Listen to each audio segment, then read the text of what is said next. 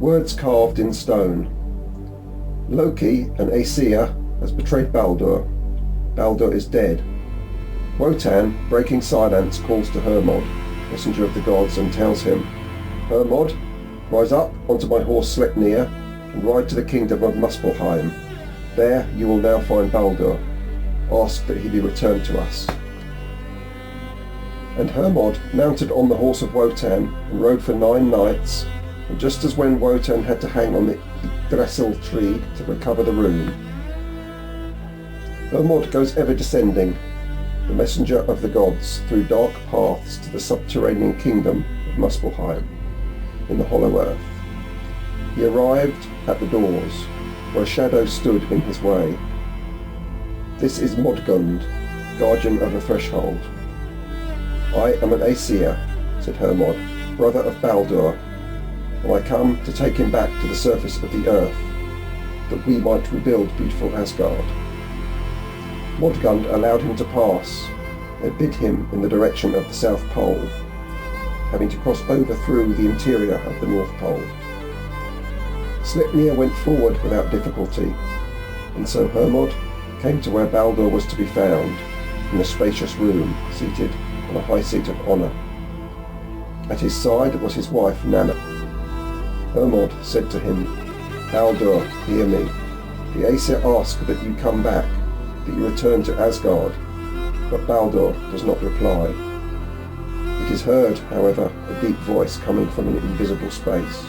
No, Baldur will not return. He will remain here until every being mourns with tears of blood for having lost him. Baldur made a sign to Hermod, the messenger of the gods, to come to him, and, without speaking, gave him the Draupnir ring, symbol of remembrance of eternal days. So Hermod, messenger of the gods, returned from his pilgrimage in search of Baldur, down through the inner earth, and began to travel over the surface of the impoverished, martyred land, exclaiming, Weep, weep, all for the absence of beautiful Baldur. Pray for his return among us. And the giants cried in the high mountains of the high valleys of the fatherland, as well as the invisible beings and even the Vanir in the high heavens. Many of us are still weeping. But in a gloomy cavern, a monster, half animal, half man, has its dry sockets.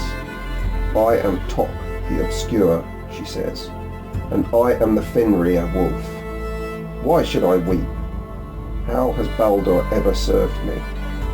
He was the enemy of everything I represent. He was Loki, the traitor, he of 1,000 shapes disguised and hidden in the muddy waters of Samsara.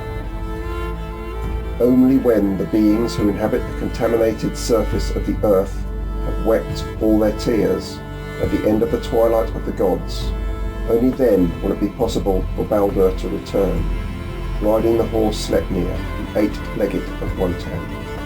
The 8 divisions of the time of the Aesir, the 8 paths, and at the end of the Kali-Yunga, the white horse of Kalki, the ultimate Avatara.